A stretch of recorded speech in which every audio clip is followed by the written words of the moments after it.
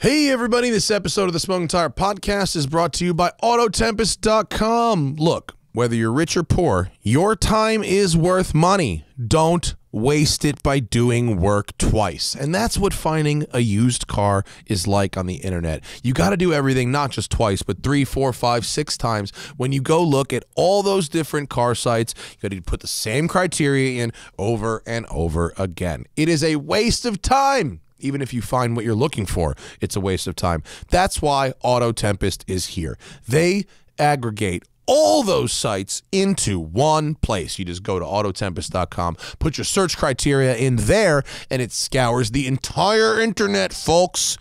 Everywhere. Cars.com, Cars Direct, Cars Soup, compare to Facebook Marketplace, compare to eBay Motors, compare to, what did I forget? Facebook Marketplace, eBay Motors, Cars.com, Craigslist nationally, all of it. You throw it all together, Auto Tempest searches all of it for you, folks. They've been with us a long time. We appreciate them. Let's show them some love. When you're searching on the internet for a used car, just do it at Auto Tempest because it'll save you time anyway. It's easy.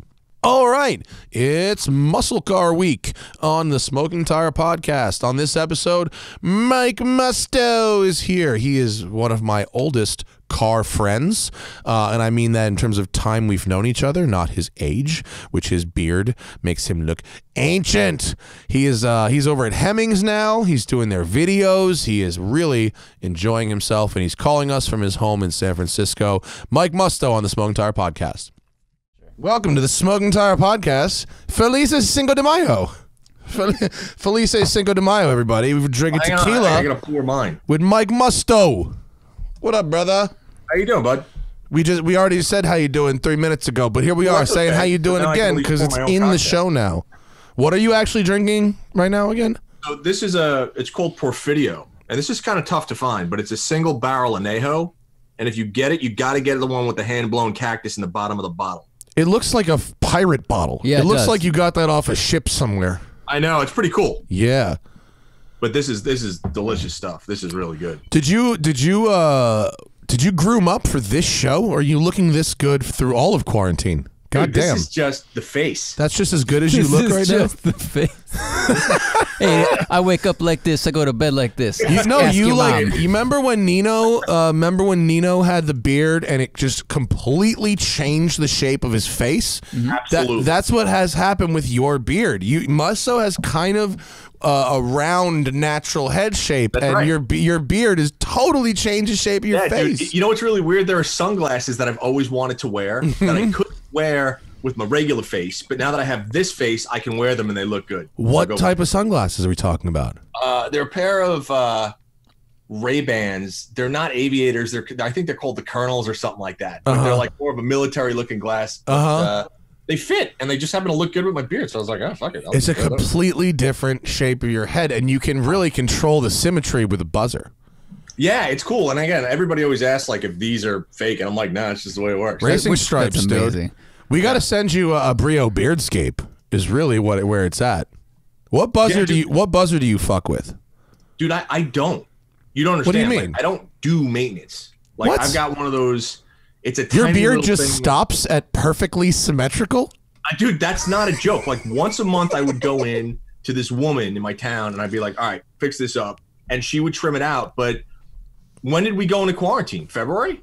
Right? First week of March, and first week of March. So I was at that month point then.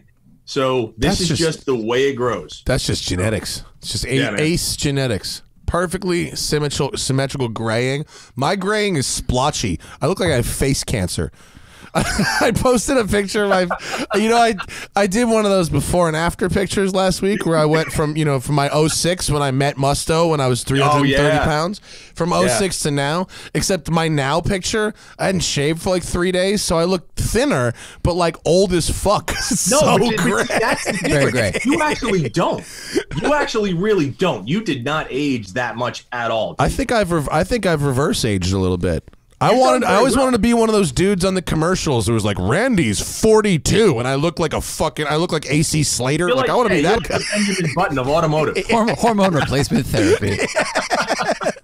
Richard Hammond's hair, Christian Hand pointed out to me, is getting darker every episode. Christian Hand sitting in his apartment watching the Grand Tour, like marathoning, and he's texting me every episode with hilarious quips. The last one of which is like, I just watched 4 episodes that seem to be filmed chronologically, and Hammond's hair is getting visibly darker. You gotta get one stylist and one can of dye and use it the same way all the time. You gotta give Trump credit for something. He has committed to that. Yeah, consistent. You gotta keep it really consistent. Yeah, but if you're going to commit, is that what you really want to go with? No. That's the difference between precision and accuracy. It's very precise.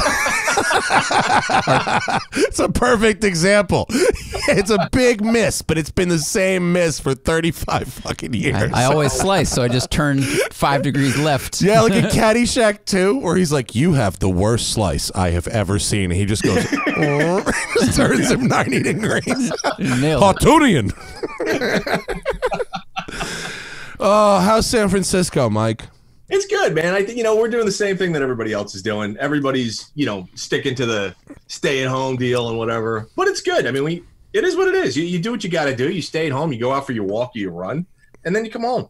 I see an opportunity in Mr. Angry Face Masks. Oh, dude, please. I would love to get big that frowny one. face. Is Larry on the face ammo yet? Has he done an ammo fucking mask? I feel like he's got to have that market ready. No, you build a cleaning spray. The thing that boggles me, like I walked in to pick up food the other night and I had this crazy ninja mask on with a hat and sunglasses, and I walked in, the first thing I said, I was like, I'm not here to rob you. Of course. Yeah. Because any other time you would do that, somebody would be like, all right, here's the money. Here's the food and the money.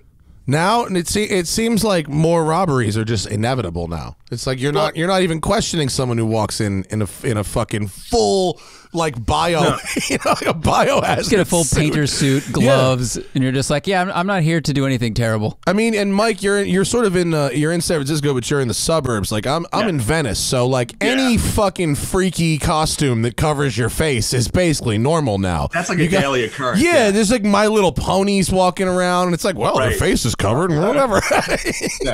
What was funny, we were in the city, and my wife and I, we drove down, we took the Charger and drove into San Francisco, and a cop pulled up next to us.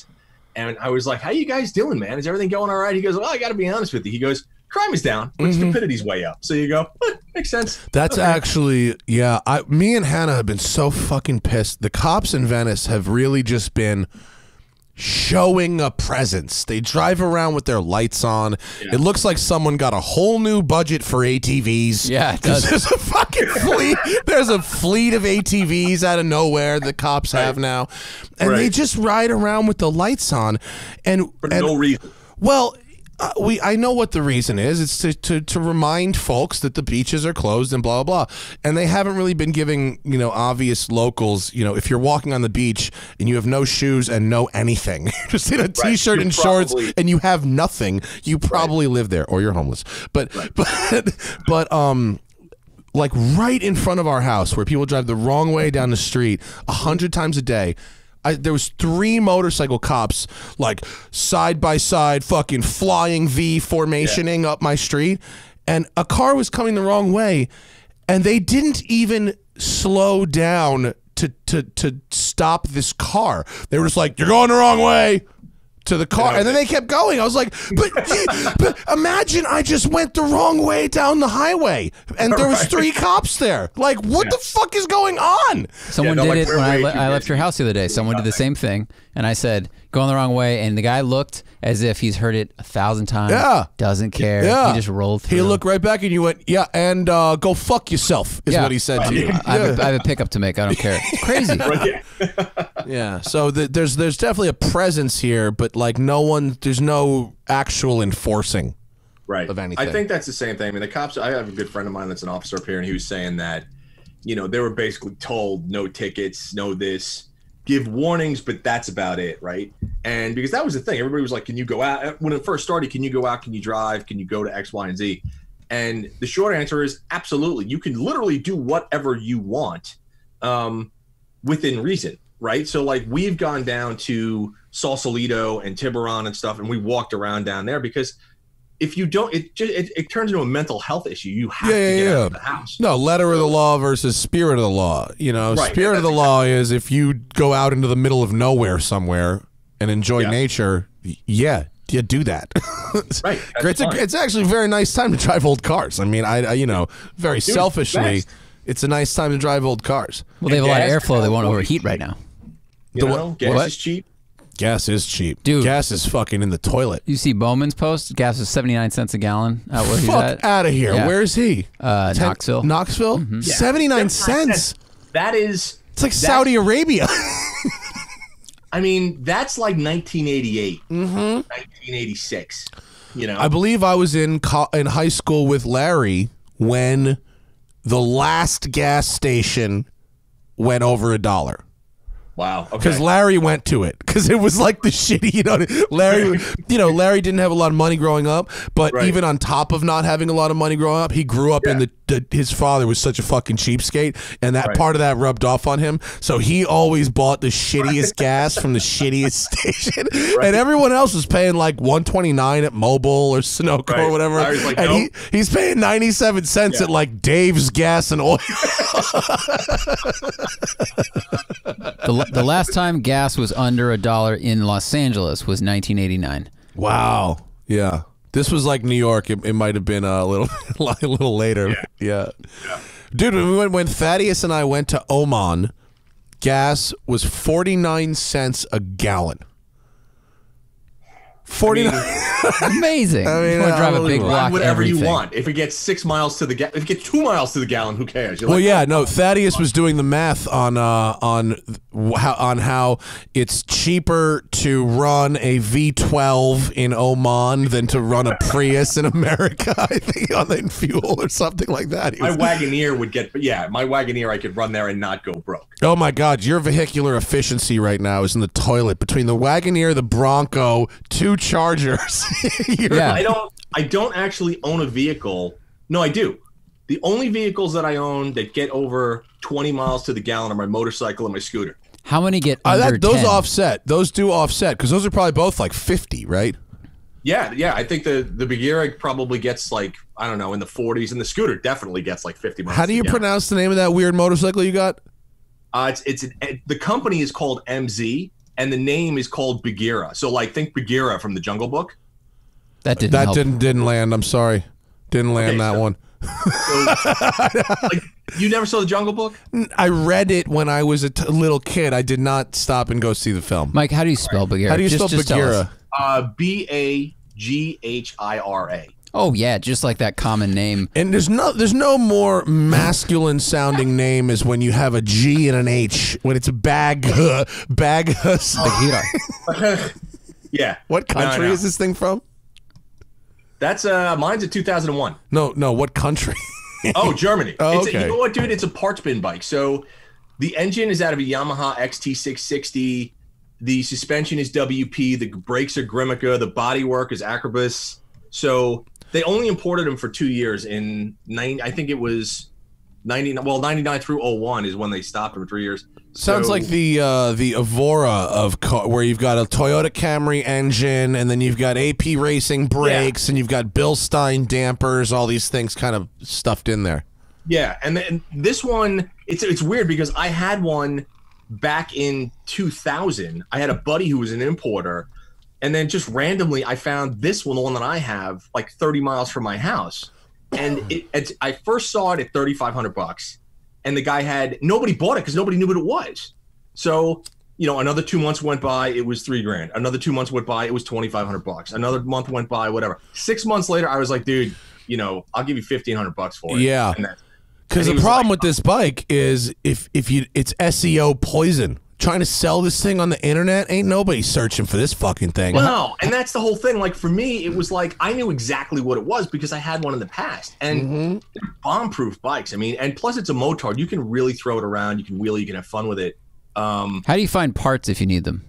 Dude, it's parts bin. Like I said, Yamaha engine, WP suspension, Grimica brakes, all that shit is readily available. Wow. The only thing you might have trouble is bodywork if you jack it up. That's so cheap for a bike, like a dual sport bike. Because if you went looking for if you went looking for like a DRZ or something, you know, that would not be $2,000. They're definitely more expensive than that. The cheapest thing next to it is probably, I don't know, $3,500, $3,000, something like that. And yeah, like what does a used F800 go for? That's like $4,000, right? $3,500, $4,000 easy. Yeah. And this is good because like I've taken it on fire roads and played around with it. It's a big single, so wheelies if you want it to. Like next time it's a 600 Yamaha single. Is that what you said? Whoa. It's a 660. 660 Yamaha single. Wow, thumper. Yeah. That's fucking cool. It's a fun bike. I mean, it's not. You're never going to call it a highway bike. It'll do $110 or whatever, but you don't. That's fast. That. Well, no, but can you cruise at 70 without fucking it being like beating the shit out of you? Yeah, you can. I mean, I don't want to ride this thing to LA, but if you're going like if it takes you 20 miles to get to the real fun roads, you're totally fine. And then you can go rip up back roads and then come home and you're fine. Isn't it bad to run singles at high RPM for like a long time? Like people talk about riding DRZs on the highway at 80 miles an hour and it can just wears the engine out. No, I think that's bullshit. I mean, back in the day, I had a KLR 650. Which was a big, Kawasaki thumper. And I put 24,000 miles on that bike, running it at between 70 and 80 miles an hour. I got to say, I don't even, Mike, can you explain what that accusation even is? I don't really understand what that accusation that you would wear out a single on the highway faster than other bikes. What is that even implying? It's people that really don't know. And that's the thing. It's like people that would say, you can't spin a big block at $4,000 for an extended period of time because it won't take it, which is complete bullshit. Sure you can if you put the right cam in it. That's the whole point. Yeah, you can't spin a big block with a drag cam in it at 4,000 But what do they think boats are powered by? That's fucking stupid. Boats, every boat ever is powered by some kind of a big block with a small cam that's designed to run at 5,200 for 18 hours straight. Straight. That's exactly correct. So, dude, I mean, I've been riding these things for years, singles, and they're fine. They don't break. They're fine. Like, are you at some extraordinary RPM on the highway or is it like normal? With this, I got to be honest. I don't know. It doesn't have a tack. Just a speedo. Yeah. Doesn't have a tack, but it's, and this one's got miles on it. This has 32,000 kilometers on it. So what is that in miles? 500. 32K. It's like 20,000? 190, 19,000, 20,000. Yeah. So, not bad. And I mean, when I first got it, I brought it in, I got the valves adjusted, and they were like, dude, this thing is fine. Like, it doesn't burn any oil. The valves are totally in spec. It's a really nice looking bike. This yellow one is theirs? It's yellow? Yeah. Yeah, fucking cool. Yeah. Dude, it's fun. Bike. Like I said, looks like someone put tire shine on the fucking tires. Take it for a rip. You guys will get a kick out of it. It's a lot of fun. I would ride that. I think I really want to do a motorcycle trip with you. Like, I want to go somewhere that's like, I've never done the Black Hills thing on a bike. I'd really like to do that. Not necessarily leather up and go to fucking Sturgis, but I'd like to ride some touring bikes or something. And it's been so long since I've actually done anything besides just local riding that I'm fucking itching for maybe if we leave from San Francisco or from your area, that cuts off 500 miles of useless transit riding for me. And we can even rent bikes. I mean, here's the thing, I used to ride 15, 20,000 miles a year was one of my sole modes of transportation. So, I've done things like the Iron Butt Rally back on the East Coast, and I used to commute. That's like 1,000 miles, right? You do 1,000 miles on a cafe racer or some shit. Yeah, dude, I did it on a 900 SS Ducati. That was a mistake. Wow.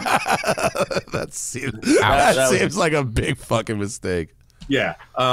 But dude, if you ever want to go on a tour or a trip, I would. No, I do. I don't know enough of I don't know enough of the motorcycle press people to really organize the bikes, and B, I am very self-conscious about the fact that when it comes to being an experienced motorcycle rider, I'm not experienced in the way that I'm experienced like in a car.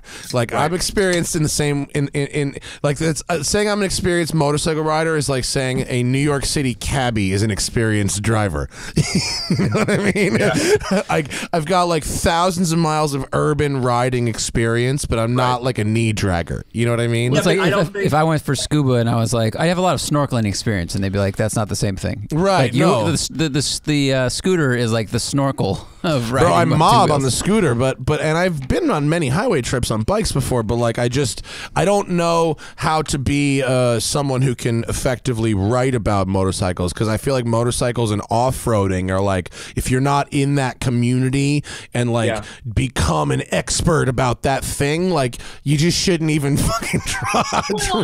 Like I wouldn't like years ago I would have considered myself an expert at it. But now, well, you raced. You put on leathers and raced motorcycles. Oh, yeah. You are at that level. Yeah. Well, I was. You have the resume. Yeah. I mean, I don't think I could go out and drag a knee now. It would take me a while to get that confidence back. But no, but if you compared the riding dynamics of one sport bike to another, you have the authority to do that based on your experience taking motorcycles to their limits, whereas I am a pussy.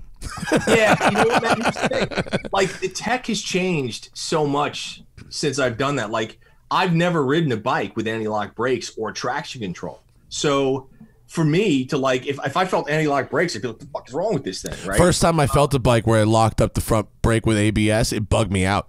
I've done it. I've locked up fronts with ABS on the bike. It does. It's ABS, and it bugged me out. And I had the time to think, oh, that's the ABS. Steer, and I did, and I avoided a crash. Oh my god! So, you know what that was on? It was on that wonky Piaggio 3-wheeled thing, the MP3. Oh, yeah, I avoided a massive crash in one of those. The ABS and the stability of that thing saved my life, and I had Tracy on the back of the bike too. Jesus. Yeah. We avoided a huge crash on one of those. Yeah, and you want to avoid that, because like I've been in those crashes, I've broken from here over. Yeah.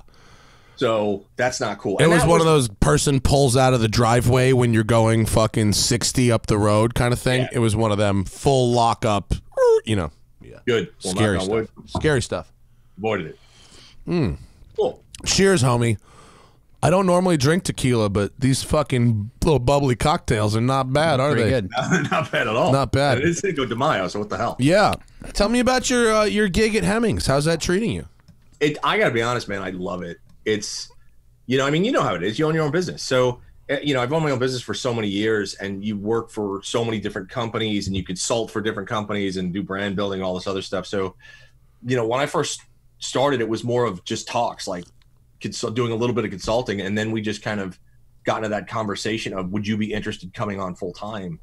And, you kind of weigh the ups and the downs, and there really weren't any downs, because it's a company that's been around for 70 years. And they're basically like, all right, we want to do a whole video arm for this, and we want you to create it, and it's been, I got to be honest, it's been so much fun, because we have so much cool shit coming out, like third, fourth quarter of this year, as far as new programming and everything else. And the cool part is, it's going to be so much stuff that I don't think anybody would ever expect Hemmings to actually do. Right. I think when people think of Hemmings, they're like, oh, that's my grandfather's magazine, or that's my grandfather's stuff. Yeah, it's kind of an old school brand.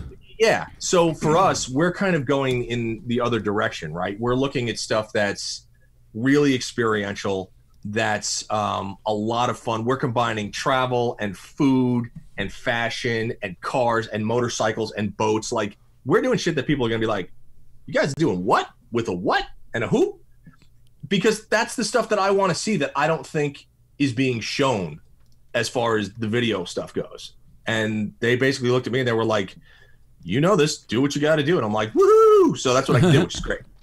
That's great. And is it like coming from a freelancer who's now a full-timer but working remotely, what does that look like from a day-to-day basis? I got to be honest, Matt, the stress level is so much less, because, I mean, you know how it is. I mean, as a freelancer, you throw 25 things against the wall every month and you hope 2 stick. And now And then you also have to deal with people stealing your ideas and your IP and all that other shit, which happens all the time. So being able to do, take the skills that I've learned over the past 15 years and basically come into a brand that's not only established, but basically reinvent it for the next 10, 15 years of that journey is really, really cool, because they're like, you know what you have to do. Yeah. You've seen what you just go and do it. And so the freedom that I have is fantastic. And to not have to seek out every single fucking paycheck. No, you don't. And that's fabulous. It's like I've been at a certain level of anxiety about the next gig, for so long that it seems normal. You know what I mean? And my wife, who has been for most of our relationship together a salaried employee and extremely well compensated and very talented salaried employee, she left her salaried job at the end of last year, and for the last 6 months has been working freelance and has been doing well, and has been very, very busy and working up until coronavirus, at which point her entire job evaporated. But her transition from a full-time to a freelancer, and a very busy one who had a schedule to look like mine, where you have that 90 days booked and then it's like an open ocean of nothing on the calendar. But for her, that was like, she had this crazy anxiety about that. It's terrifying. And it's not just her. I think a lot of people who are used to a salary don't really understand that constant level of anxiety that happens when you've got 3 incredibly busy months. Right. And then an open sea of, and especially like coronavirus, when this showed up, like my schedule stayed pretty much intact up until like this week, at which point it cleared like Moses in the Red Sea. And so, and she had trouble adjusting to that. And so, first it was Thaddeus moving to Dubai and getting immediately addicted to having a full-time salary. Right. To the point where he's staying in fucking Dubai. Listen, I mean, the fact of the matter is, and you guys can both relate, because as somebody that owns their own company, and having to kind of fight for every dollar that you make, there are those nights that you stay up and your eyes are just staring at the ceiling. You're like, oh shit, how am I going to pay the mortgage this month? Or how am I going to put money away? Or what is my health insurance going to cost? And anybody that has never been an entrepreneur will never experience that. And that's what I tell everybody. Like, all these people that I see right now, they're like, they're not going to pay me enough and I deserve this. And I'm like, yo, let me tell you how this is going to go. Let me tell you about the dicks you're going to have to eat. And that's, they don't get. But you'll have health insurance to cure you from whatever the dicks give you. And that's, like, people just don't get that. And again, it's one of those things where you go, and I'm sure you get the questions all the time, right? How do I get into this business? And my answer has been the same for the last, I don't know how many years. Give 10 years of your life away for free, and then maybe you'll be somewhat successful. Maybe. That kind of answer turns off more people than the answer I give. I give an answer that most people don't like. Which is? There's a Twitter thread from this morning about it, because Rory Reed, who I've never met in person but sounds like the nicest guy ever by all accounts, from Top Gear for a couple seasons. Yeah, really nice guy. He shared some video that a guy made who was like a car vlogger. Yeah. And it was basically about this guy. This guy's like behind the scenes video of like rise to popularity and then just the reality of it, and it just crashed. What's that? He said crater. And then it craters. Yeah, I got through about 15 minutes of it. It was very relatable. Fensky was talking about it. A bunch of these guys were talking about it, and there was just like, it was the reality versus the fantasy kind of thing.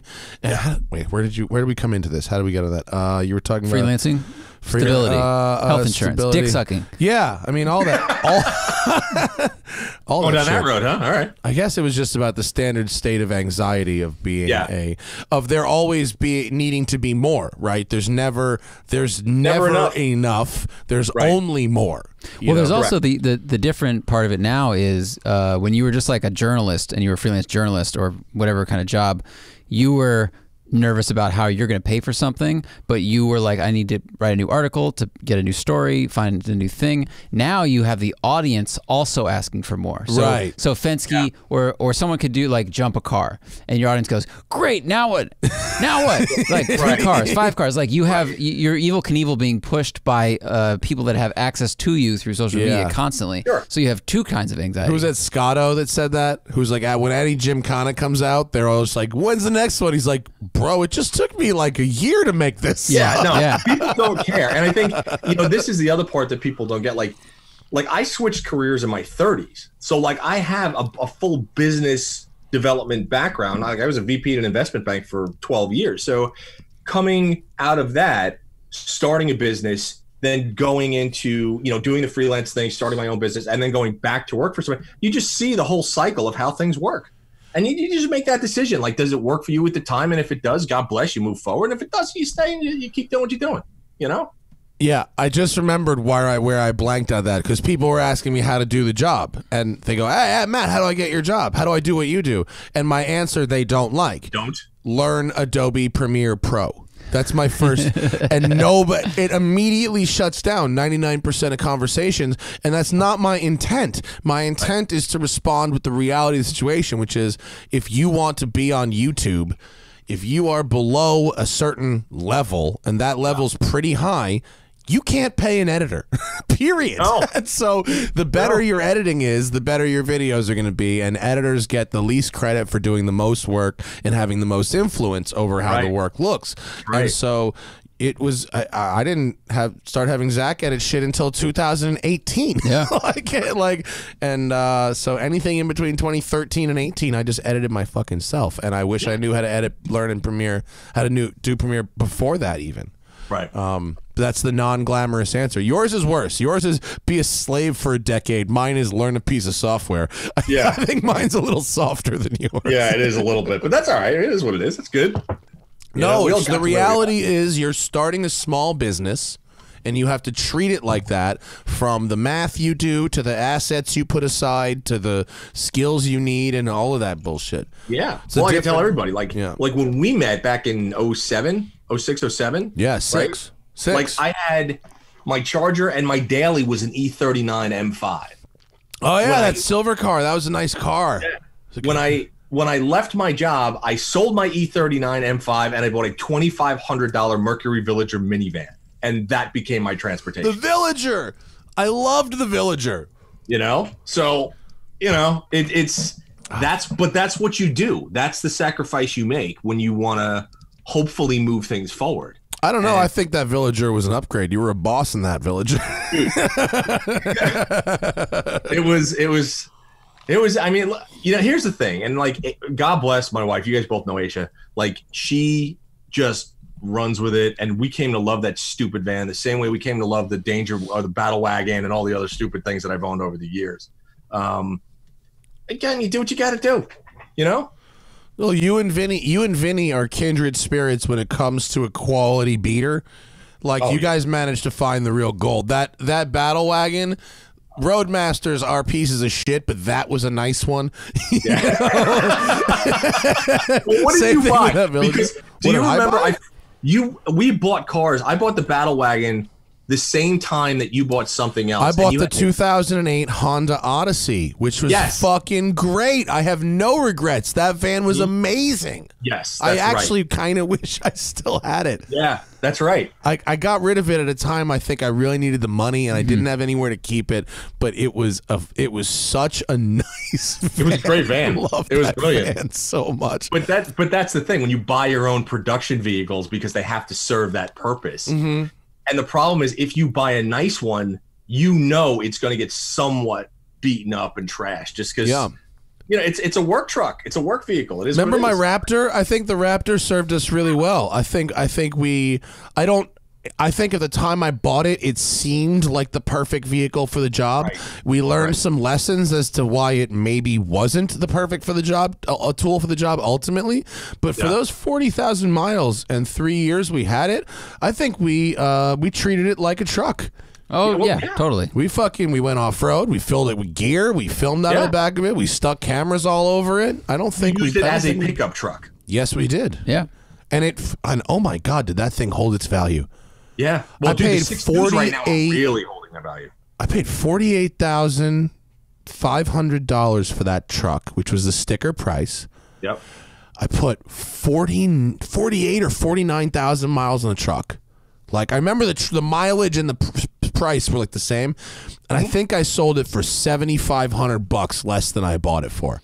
That's a free truck. It was extraordinary. I'd never seen a regular car that had a resale value like that. Wasn't that when they were selling them, like they were shipping them overseas immediately? Habibi. Right, like because they couldn't get them over there. Yeah. So the Raptors were just retaining their value better than anything, basically. Yeah. Habibi, it was the second car I sold to an exporter. I sold the Wrap. Remember my Mini? Sold my Mini to an exporter too. Wrapped Mini?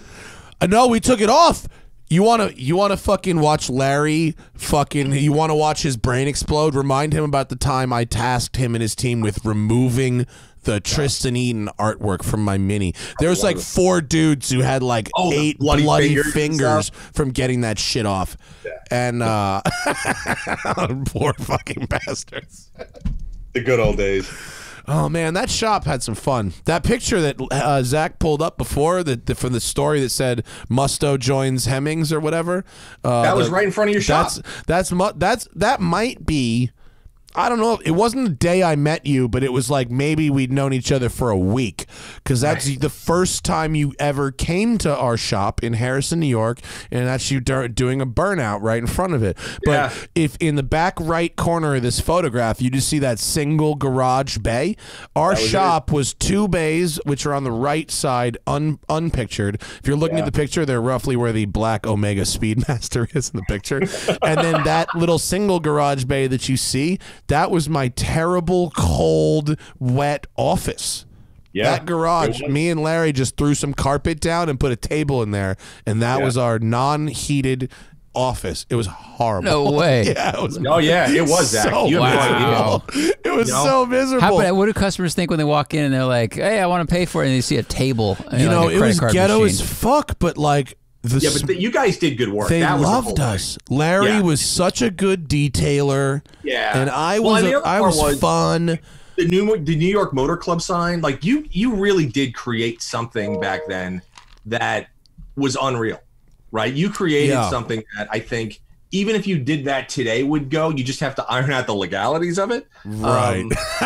Yeah, we did some sketchy shit, right? But with the drives, you know, the sketchy shit happens once you get in the car. It wasn't fucking a sanctioned sketchy shit. No. I mean, but the actual idea of that club, that brought so many. And how old were you guys? You were 20, young, early 20s. I was 24. Yeah, and you created this thing where guys with Porsches, Ferraris, and Lamborghinis were showing up. It was hilarious. Some guys took this shit real seriously. The blue collar guys that definitely. Oh, dude, they were buying cars just to be in the club. Yeah, it was funny. It was funny. Even Larry and I at the time were like, why do these guys take this shit so seriously? It was like, and I think the movie Old School came out at the time, where it was like these dudes wanted to join the fraternity so bad, and it was that exact thing, and we were real snobs about it. We talked about the stickers that I made with the Ferrari shift paddles. It was really like, can I have a sticker? No, you're not in the club. You cannot have a sticker. Only it was like, how'd you get in the club? What was the admission process? There were applications. We had a fucking board of directors that would meet and approve it. We rejected people all the time. What do you reject them for? Not having a fucking cool enough car. Being a guy who sucks. I mean, it was really it was like going to the club and being you were the doorman at the club, and like we'd meet in the upstairs. If This the one Italian girl was dude's hot, but that a restaurant friend wasn't, you'd be like, yeah, you can't come in. It was some goofball shit. We would meet in the upstairs of Sergio's restaurant. It was grimy as fuck. I can't believe this shit is so funny. And people took it mad serious. People really got fucking heated about some of the fucking membership. Dude, the application process was the best. And again, when people would talk and they would be like, "You think I got a good enough car to be in this club?" And we were like, "What? I would, Are you kidding?" I would laugh my fucking ass off. It was crazy. We didn't think. It's one of those things where you go, no, who's going to take this seriously? And then all these guys, it wasn't. Amazing. It was like, you know who it was? It was like young Wall Street guys. their first 911, right? Late 20s, early world. Right, yeah, Chris Pesh. Yeah, Chris Pesh. He was a good dude. And then there was like blue-collar meatheads that owned small businesses around the car wash. So the landscaping guy and a couple restaurateurs.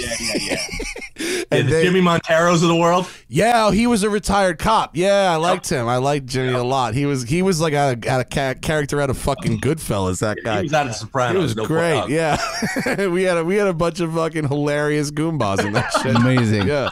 It was crazy. I can't believe that as like children, me and Larry were able to pull that kind of thing off. Well, I basically ran away when I was like, we're going to go to prison. This is not cool. I was like, I need to go to California like now.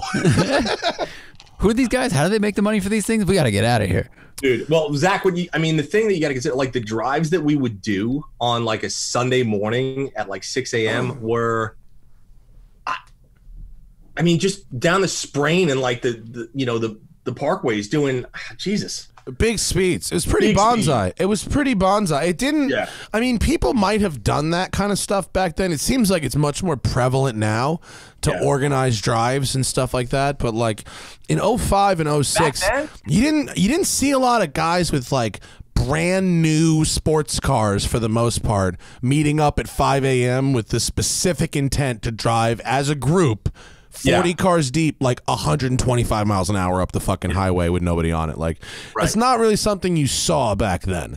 Yeah, it was like gumball up to upstate New York and back on a Sunday morning at 6 a.m. Yeah, we do like 150, 200 miles, and it wasn't. I'd never seen other people do anything like that, and certainly it was in the early days of Google Maps, and so I was the guy with the routes. I would go scout and come up with these fucking, and people who had lived in this area their whole lives had like never even heard of these roads before. Like, where did you even find this place? Like, Google Maps didn't exist, right? Yeah, it was a new thing. Great. So that was a lot of fun. Yeah, that was so much fun back then. Yeah. That would be. I'd like to have a reunion. Every once in a while, an OG New York Motor Club member will show up in the comments of the videos and say hello. And there was a few guys. I think most of them lurk on Bring a Trailer because they pop out whenever I go to sell one of my cars on Bring a Trailer. They're like, "Yo, remember that time we did the thing?" Yeah. Anyway.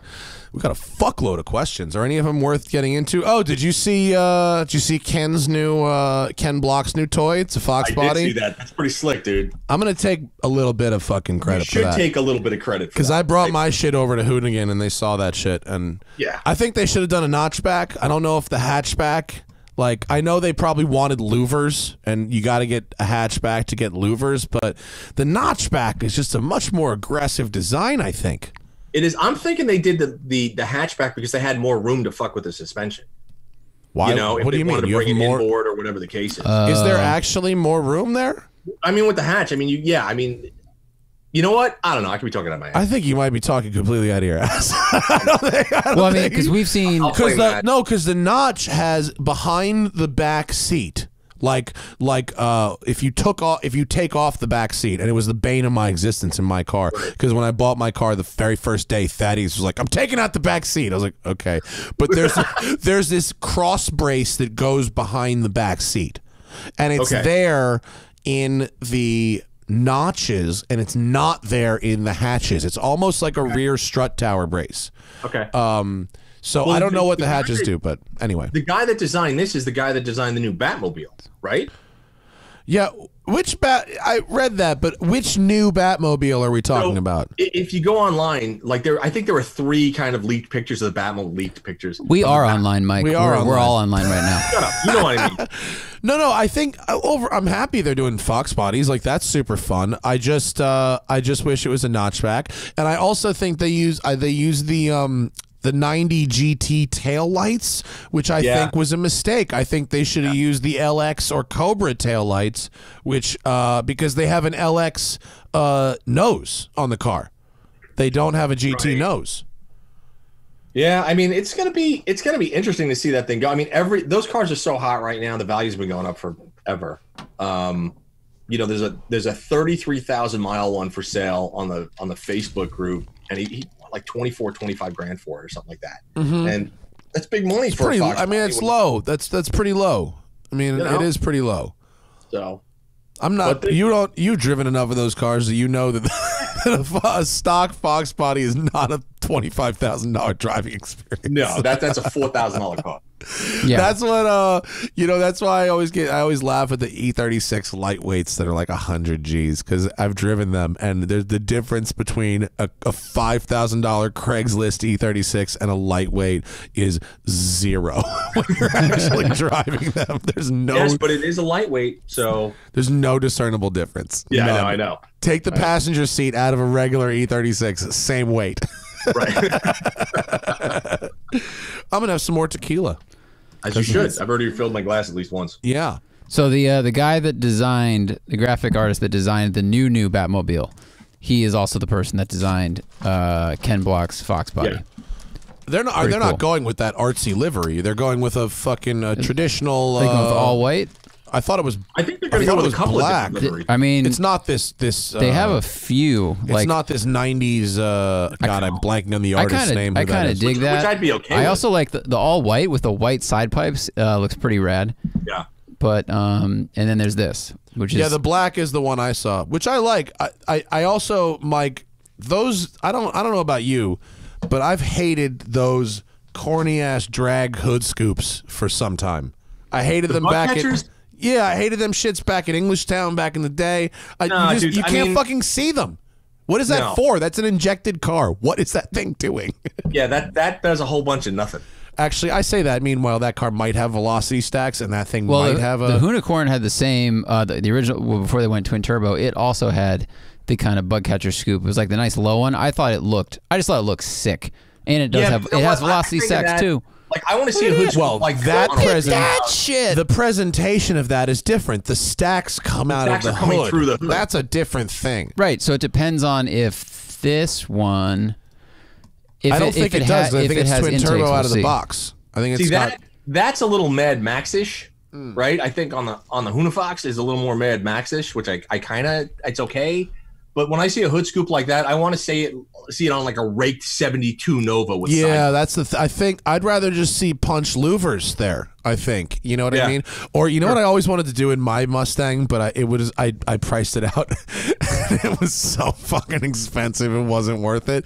Is if you do velocity stacks with one of those sort of reverse clear Lexan things, like from the 50s Ferraris. Yeah. You know what I mean? Yeah. Like a bubble. Yeah, the reverse bubble. That to me is like the next level. But to do it on my Fox body was like $25,000. I was like, oh, no. Nah. Not getting that made. It's a hard nah. Speaking of that Fox body, by the way, I don't know. I haven't seen it up, but I was contacted by a broker that is preparing to list that car for sale.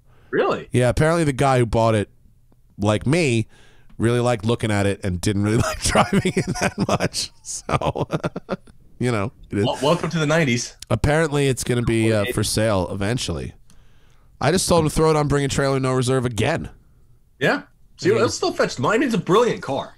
It looks amazing. It was set up well. It just, there's limited use for a car with no climate control of any kind, no radio, and no cup holder. Dude, I know. Well, listen, the older I get, the more stuff I want that just works. Bro, do you know the thing I brag about the most in my Lamborghini? Take a shot from me saying my Lamborghini, folks. The thing I brag about the most is that the AC works. I brag about that shit to everybody. Listen, like I went out, like my daily now is my Bronco, and I love that car. It's so fucking cool. That is the best purchase I have made in years. It's a great Bronco. It breaks it up a can't be too black. What are you talking about? A Bronco can't be too black. No, I think any car that is like, I don't like cars that are black with black wheels, because I'm just like, well, now I can't see the wheels. They have brake dust on them. You've lost all definition of the wheel, and there's just no break. But in this what you're Bronco seeing. has chrome mags or polished mags. Yeah, I think they're great. I think the chrome looks pretty cool. Well, it was funny. My buddy, his name is Ala Pedisano, is a guy I grew up with in New York. And he goes, you moved to the waspiest part of the United States and you bought the most Italian Bronco on the planet. Yeah. Those fender flares. And I was like, fair enough. It's the Coupe de Ville of Broncos. It is. It could only be more Goomba if it was a 2005 G35 in white. You need curb feelers, Mike. You need to put curb feelers on it. I'll tell you, but it's a great truck. It's only got 100,000 miles on it, and it runs perfectly. It's comfortable. Aisha loves driving it just because you're up high, you can see everything. I love that. So truck. did you get that because the Wagoneer is just too slow, too inefficient, and too rare? Like, because this is a very similar vehicle, it works better a little bit. I mean, the Wagoneer is, and the Wagoneer, by the way, is getting repowered because I can't deal with it. It's so fucking literally slow. too slow to drive. Yeah, it's got like is a the max Delica velocity faster? of like 82. The Delica feels about the same. Like when I jumped, I drove Mike's truck, and I was amazed at how slow it was. You have owned, my friend, 2 cars that look tough as fuck and could not beat up a mosquito. The Wagoneer and the Super Chicken, Turbo Chicken, that got beat in a drag race by a fully laden Caprice wagon with myself, Thaddeus, and gear in it. And goddamn, did I learn Santa wasn't real. The Turbo Trans Am? Yeah. Yeah. We had Frank Meekum on the fucking podcast last week, Mike, and he said one of his dream cars in his collection was a Turbo Trans Am, and pretty much was like, yeah, that's the slowest thing ever. You know what, dude? And here's the thing. I am in the market for another one. However, that motor is getting taken out and thrown right into the garbage. Yeah. What you want is you want the wrapper. You want the wrapper, and then you want to call Tom Nelson or one of those guys, and you have an actual, an engine that befits that name. That's exactly right. And I mean, we're doing so like everything, with the exception of the Bronco and the BMW, and I think the Charger. Like we're doing an engine swap on the Wagoneer and an engine swap on the Daytona. Wait, what engine swap is going in the Wagoneer? LS? No, I'm actually going to do a 5.7 out of a Durango because I'm gonna make it completely California legal, and I'm going to take the evap system out, all the running gear, everything, and basically just do a full swap so I can make it carb legal and drive. What year Durango? We're looking at I want to say a 2006, 2007, when the first rendition of the body style that's out now was that was 08. 08, 09 maybe. Yeah. Okay. Something like that. Okay. But, and it's fine. Like, 340 horsepower, whatever that 5.7 makes. Engine plus gearbox? No, actually, I'm going to keep the 727 that's in there, and I'm just going to put a gear vendor behind it and then be done with it because that'll still give me the overdrive that I want, but it'll be so much more efficient. And because I have a gear vendor in the Charger and it works great, so I'm just going to go that route. It'll be fine. Okay. Yeah. Okay. So. And then new motor in the Daytona as well, you said? Yeah, Daytona's actually going. I mean, COVID jacked everything up, but Daytona was supposed to be at Wesley Motorsports in Michigan right now. And basically we're doing a red-eye swap in the Daytona. Fuck out of here, really? Yeah. We're doing a modified red-eye swap. You got to go you got to go to a standing mile. Something. Who is paying for that engine? This guy. Fuck out of here, you are? Yeah, I mean, Dodge is involved, which is great. Is that a crate motor you can just buy? Yeah, it is actually. And what we're doing is we're going through the kind of the Dodge crate motor program. We're getting the it's not a Hellephant motor. It's basically a Hell crate motor. And then we're doing Demon internals, bigger injectors. So it'll probably make around the same as a stock Demon, which is around 840, 850. Right. That's a lot in one of those. But that's a lot we're also in a car like that. What did the fucking NASCAR Daytonas make back in the day? Oh, dude, they made like 450.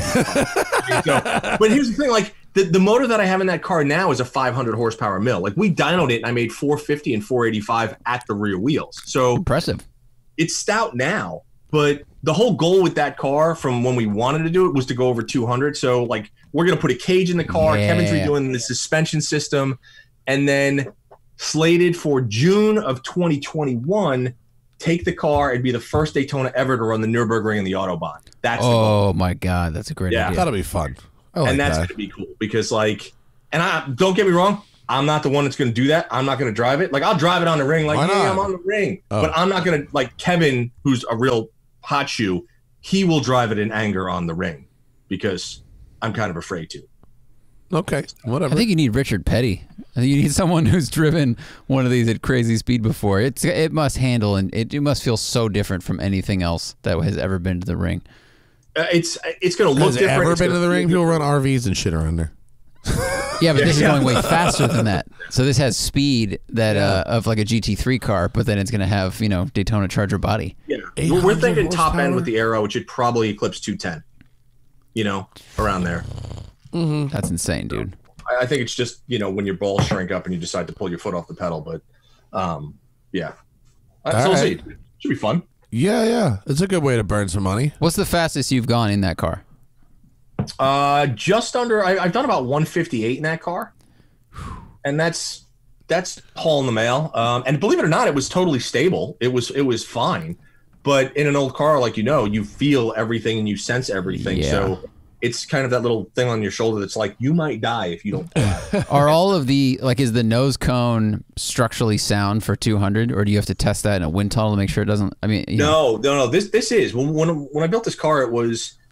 This car can do those speeds. It is structurally sound. All the original bracing is there. The wing is stanchioned through the trunk into the frame.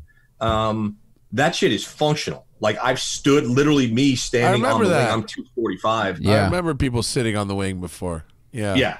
I mean, remember when we went to the Playboy Mansion, all the women that were sitting on the wing? That was what I was remembering. It's like 3 of them. And then you remember the security guard that smelled the wing afterwards? Oh. That happened to everybody listening. That actually happened. It was gross. Yeah. Don't ever wash that wing. I was like, oh dear God, no. So bad. Yeah. Look, that's properly nuts. I imagine if nothing else, there's a good tax deduction in that. That's, kind of what I do for a living. So I know. Yes, I like it. So, I like it. We got a lot of fucking questions from people. Let's get to them. Do them. We got a big list. Zach, anything standing out to you? I don't start going through by price, and if it says Musto in it. So quick good way. Not going to be many. What's bang for the buck? An NA Miata or an NB Miata? I don't care. Like I don't. And any Miata is bang for the buck. Yeah. Right. Any Miata is bang for the buck. They're all fabulous. They're all great. If you're just starting out as a track driver or a canyon driver, they're all fabulous. Just go take your $4,000 and go find one. You're talking about at a minimum a 17 or 18-year-old car at this point. The condition of the individual vehicle you are looking at is much more important than the generalization of what's better, the NA or the NB. Right. Because that NA could be better than that NB, but that NB could be better than all the Ns. You know what I mean? It's like we're so far into you. Yeah, so that's the thing. Yeah. All right, this guy says, some days his car has great throttle response and shifts are buttery smooth. Other days, feels like his car has a hangover, shifts are notchy, and throttle response sucks. Do cars have bad driving days or just people? No. My first question would be is have you modified it? And if so, what did you do? Because you might have screwed it up. And no, cars don't have bad days unless they're broken. Yeah. I mean that's basically how that goes, right? Yeah. Unless something, tired car to me, the first place I'd look is your air filter. That's true. That's the very first place I'd look because it's the thing that people forget the most. And it can be inconsistent. My air filter was pretty dirty in my 911, but some days it was fine, and other times it would hesitate, and I didn't know why, but the problem was there the whole time. So I would start an air filter. I would then go with fuel filter. Yeah, it's your fuel filter. Do the easiest, cheapest things first and work your way down. Find someone. Oh, you know what they should do is they should get one of the OBD2 scanner apps, and because that. If the filter doesn't do it, you probably have some kind of weird error, and like your O2 sensor could be broken. And Zach, then can you get those on your phone now? What? Can you get those on your phone? Yeah, they have Bluetooth ones that go to your phone. Oh no! Oh wow! Yeah. Okay. Yeah. There's a bunch of companies that do it, and so I would get one of those, and that will tell you what's wrong, and it'll save you a bunch of time. So this is what happens when you only have one car with OBD2. Bro, I have 0. Right? Oh, do you really? The 911 is not OBD2? No, it's an 87. I'm wrong though. The Aston has it, and it's no 3. I have one. Yeah, I have one. So we each have one. Yeah. Yeah, I haven't driven the Aston in like a month. This weekend is going to be Break it out, man. Well, dude, you know, I didn't expect when the shit got locked down, I spent the very first day hustling every single press car I could get because I was concerned about content. And so I have a pretty decent run of press cars, and it's been kind of a challenge to drive everything. Actually, I'm not complaining, everyone. I'm not complaining. We're deep into white people problems here. It's your job. So I understand where you're coming. I got a lot of cars to drive for work, which has cast some of the personal cars aside a little bit because my wife can't drive them because she refuses to drive stick. Damn it, Hannah. Learn. We get Asia can teach Hannah how to drive stick. You know what really bothered me the most about it is that Hannah can drive stick. She just won't. It's not that she can't. She won't. I got her driving in, it was like a Civic. I think it was the Type R. I think I taught her to drive stick on the Civic Type R. And she was like perfect at it within 5 minutes. I mean, it was great. She went around the parking lot a million times, and then she drove us to dinner, and then she refused to do it at all without me in the car. I was like, but just practice, fucking, head dive in, you know what I mean? Foot to the fire. And she just wouldn't do it. And that bummed me out. I was like, why not? And she's like, I don't have to. She's like, I don't need to know any of this. I don't give a fuck about driving your old cars. I don't need this skill. Then she's got a point. She's like, I've proven that if you were having a heart attack, I could get you to the hospital. That's as far as I need this skill. And I was like, she's like, I'll buy my own goddamn car. It'll be automatic. I was like, all right, whatever. Good for her. And she wasn't being mean about it. She has a point. She doesn't give a shit. Meanwhile, we go on beach walks, and she's like, you walk in the soft sand. It's like the only thing we have left now. It's like 3 miles on soft sand every day is like our routine. And she's like, I don't know, man, my calves are killing me. I don't know how your calves are doing. It's like, I drive old cars all fucking day. Yeah, exactly. It's work out every time you get in. Yeah. No power steering, no this, no that. Dude, Zach and I had the Morgan Plus 4, which there's a press car for in LA. Fantastic, isn't it? Oh my God, it's the best. But it's no power brakes, no hydraulic clutch, and the pedal box is so small I can't wear shoes. So I drove 400 miles in this car in a week, barefoot with no hydraulic anything. So my calves are like, That's a workout. That is absolutely a workout. That's a great car though. Dude, have you driven it, the Plus 4? Well, I've been in a Plus 4. Believe it or not, I had a buddy in high school that had a Plus 8. Nice. And we used to rip around in that thing. And, back then we didn't know. We just, it was his dad's old crappy car. But, man, was it fast. For back then, I mean, this thing would keep up and blitz, 5-liter Mustangs and stuff. It's the Plus 4s. I mean, this thing only had 160 horsepower 4-cylinder, but it's still fucking ripped pretty good. I mean, it was 7 pounds, dude. It weighs 2,100 pounds, and this thing, Morgan said 0 to 60 in 7 seconds. I think it was more like 6, but it was a little fucking ripper, and it just made you smile so much. What was the sticker on that? Base price was $69, and the as tested was $93 because fucking everything is optional, dude. Every you think Porsche gets you with the options? Wow. Morgan is like, oh, you'd like a pocket in the door for the map? That'll be, whatever. I look at that and I'm just like, there's not enough stuff to justify 90 grand. Well, it's one of those things where it's I bet you the price is not what they think they can get away with. I bet the price is based on what it costs to build that thing by hand, in 2020. Yeah. I bet that car is shockingly expensive to build. With all the, it's not built. There's no robots. There's 0 robots in the whole Morgan factory. It's like, that's Clyde and Clyde Jr. Clyde will be building your car. And Clyde the Third. Right. The Morgan factory is built on the side of a hill, so you can push the cars from station to station down the hill easy. Right. It's just legacy families. As the car gets older, the families. People are born in the factory. Their parents die in the factory, and the kids take over right there. It's just this. It's amazing.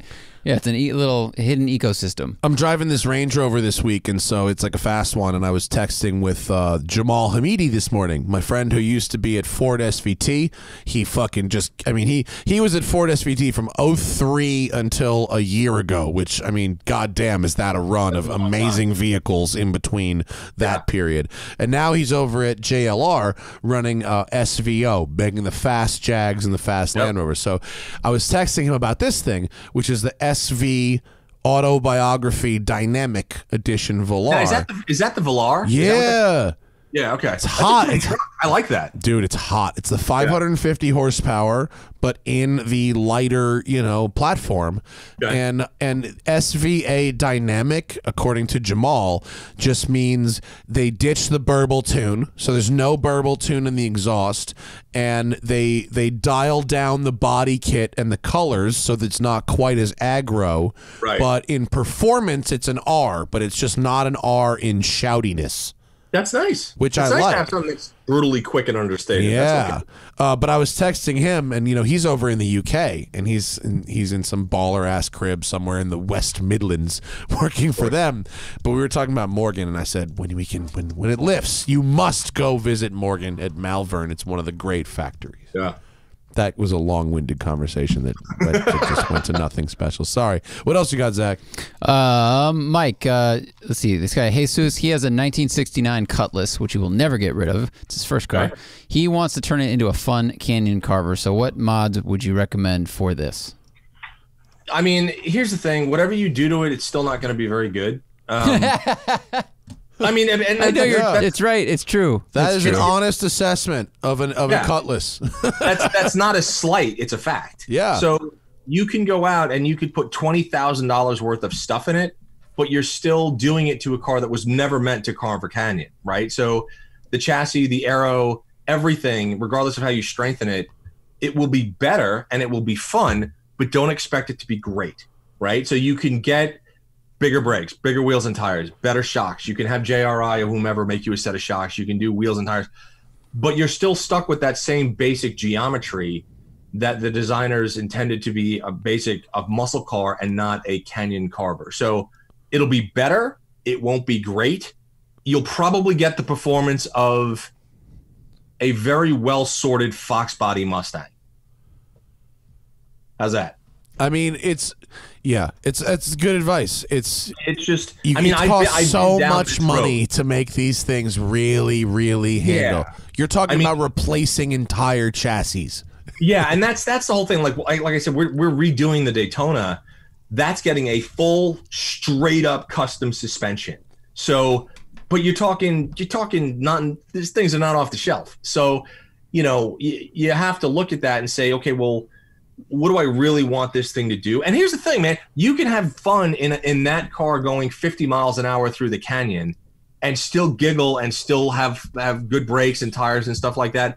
But just don't build it and think you're going to go catch like a 911 because that's not going to happen. Brakes, tires, and shocks in that order. Yes. Yeah, done. That's right.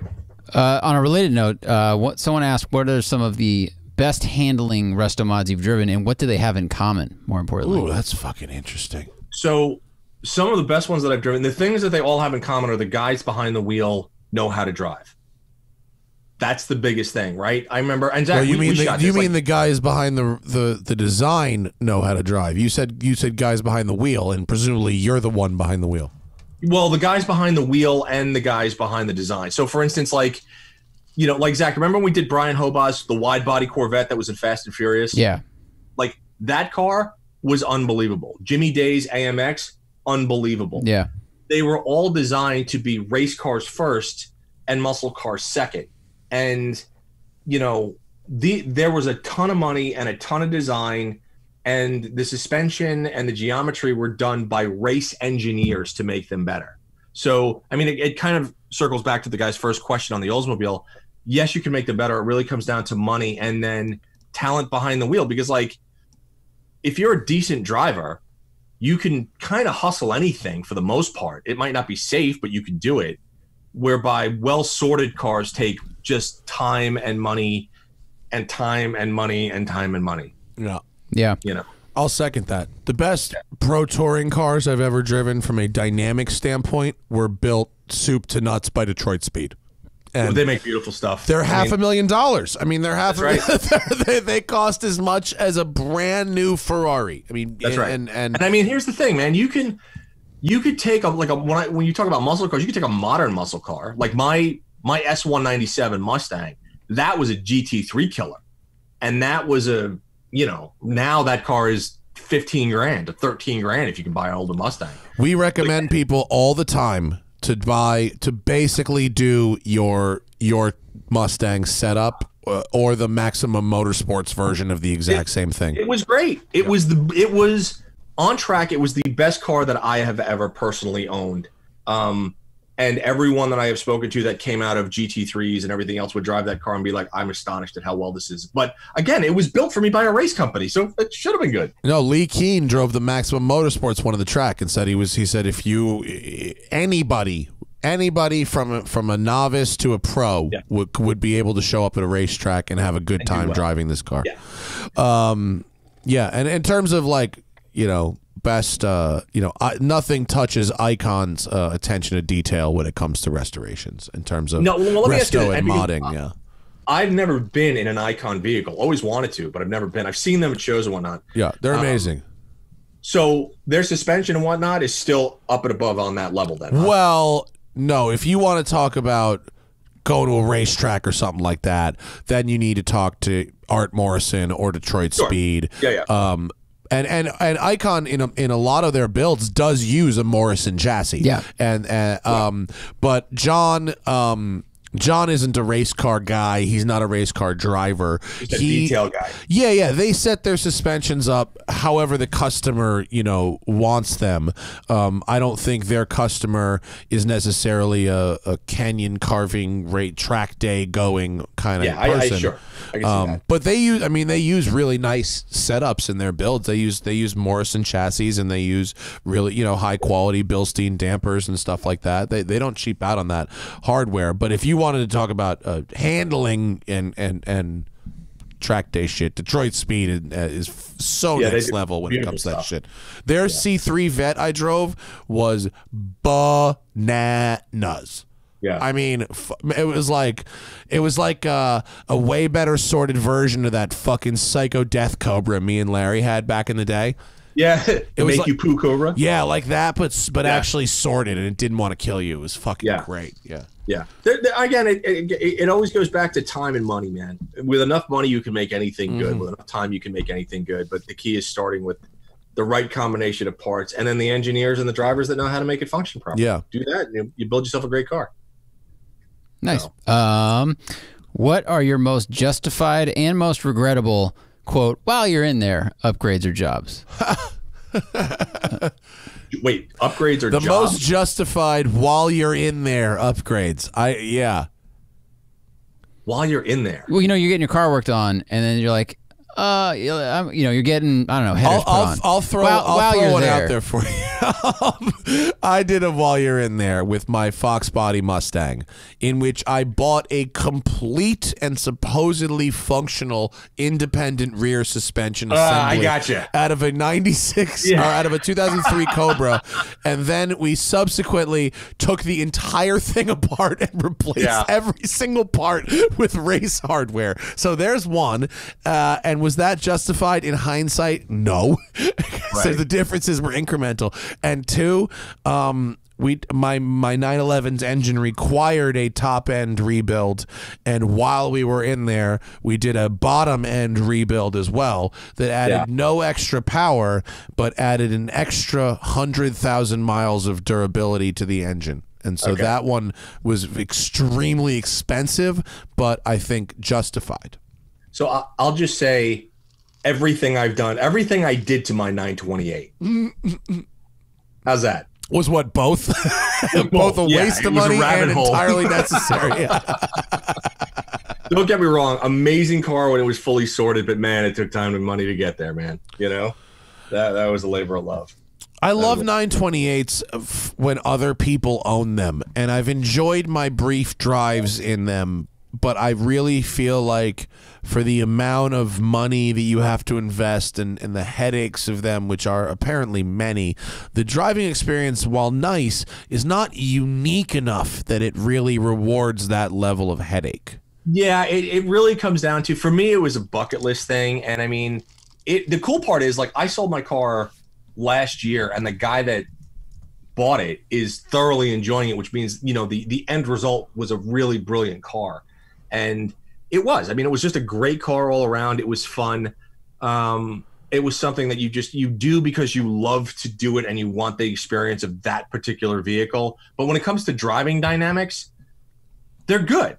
They're good for what they were for a time period in 1986. But for 2020, it's a 35, 40-year-old car. Yeah, no, they're very nice, but they're kind of a middle of the road cruiser. Whereas you're exactly. It's a grand tour of the highest fashion for the late 80s. Right, but whereas a mid 80s 911 is a totally different. It provides an experience that's unavailable anywhere else. Whereas that front engine rear drive GT sporty experience is available from a variety of places at a variety of price points. I have a question for you. So yes, you should buy a C4 Corvette ZR1. No, it's not that question. Sorry, it's the tequila talk. That's far too modern of a car for Mike. That's far too reliable. No, I'm going modern with this. Well, I'm going somewhat modern with this. 996 C4S. He's got the one eye. They're fine. Okay. They're fine. What are the drawbacks? Because I'm looking for... The drawbacks are 996s compared to the grand spectrum of all automobiles are beautiful and lovely to drive and fine. Compared to all other 911s, they drive weird. I think 996s drive weird. Would you say spend the extra 15 grand and buy like a 997 Gen 2, like an 08 or something? Yes, absolutely, and I wouldn't think twice about it. That's what I wanted to hear. Yeah. Okay. I really would. I think a 997 is absolutely worth the premium over a 996, especially if you go new enough to avoid all the IMS bullshit. Right. If you get a 997.2 with a manual, I mean, that's the car. That's just the car. And it's worth the premium, and you'll get it back on the back end. Yeah. 996s aren't like all of a sudden going to pop and have their fucking day. Magnus tried to make it happen with his GT3 purchase, but even fucking Magnus can't do it. He tried to make it move. Magnus is like, looking for 996s, mate. Get out and drive water-cooled, mate. He tried to make 996s happen, and they didn't happen. All right, so good. It's worth the premium. I'll refocus my sights on a Gen 2 997. It's worth the premium, or grab yourself a 993. I mean, do you really want water cooled, or are you okay with air? Or are you looking for maybe? Yeah, I would like the more modern. Just for me. Yeah. Then you want a 997.2 with a stick. And it's a great place to park money and fucking just enjoy because they work good. Okay. Yeah, that was kind of my feeling. And you got Sharky up there too. So if you have any issues, you're right by Fremont, and Sharky can handle that stuff. Being close to them is very helpful. Yeah. And the interior of the 997 versus 6 is so much better. Oh, it's night and day. It's night and day. Yeah. And you could save money, actually. I mean, you can get a 6-speed is very nice, but like if Aisha wanted to drive it, you get a PDK in a .2, and it's pretty good. Aisha could drive. She wheel a stick with no problem. Oh, cool. Then get the 6-speed. Yeah. So that's The biggest the clutch upgrade if you get a 997.2 Carrera S is to get a GT3 shifter. Okay. It is better, but it's a thing you can just do. It's not hard. That works for me. Zachary, while I re-up my beverage. Are overbuilt engines indicative of a period of success with a manufacturer? Things like a 2JZ N54 or 2JZ again? Interesting. I mean, with the 2JZ, I would say yes, because that was right before the Japanese economy bubble popped. Yes. So they were throwing huge engineering at everything. Peak engineering, peak durability. Yeah. With the 4GT. The 05 4GT, which can famously handle triple the stock horsepower on stock internals. Jamal Hamidi in charge of that project, my friend who we just talked about before, he said that they were given such a short time frame to develop that car that they did not have time for last-minute failures, and they preferred to, because the car was going to be expensive anyway, use overbuilt componentry in everything to avoid a last-minute, oh my God, this thing is not durable enough to handle the durability cycles that are required for this thing to be a Ford. Wow. So you mean it's not just an F-150 motor, man? It's not so far off a F-150 Lightning motor. It's pretty close to the F-150 Lightning motor, although it was an aluminum block. It uses a bigger displacement supercharger. The Ricardo gearbox in that car, if Zach were to go on eBay right now and try to locate a Ricardo gearbox from a Ford GT, which is a 6-speed transaxle, if you were to find one and it costs less than $35,000, I'd be shocked. Yeah, what is that? Is that available on eBay, Zach? Ricardo gearbox, $20K. No fucking way. Ford GT40. Wait, is that an old school one? No. Is that a new one? If that's actually a working Ricardo gearbox from a Ford GT for $20K, it's the cheapest one I've ever seen online. I think it's from the new one. There are projects which use this gearbox with 1,000 horsepower. Okay, I guess prices have come down. It's a recession after all. I mean, I stand corrected. We don't know if this seller is legit. So yeah, the ones I've seen that are a legit Ricardo Ford GT transaxle is like $30,000 to $35,000.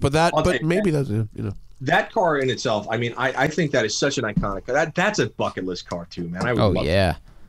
They're the best. They drive so good. And if you bought one like fucking Daddy Doug did a couple years ago, he did good. He doesn't come up because I saw in this month's Haggerty, not Kyle Comer. Is it Kyle Comer?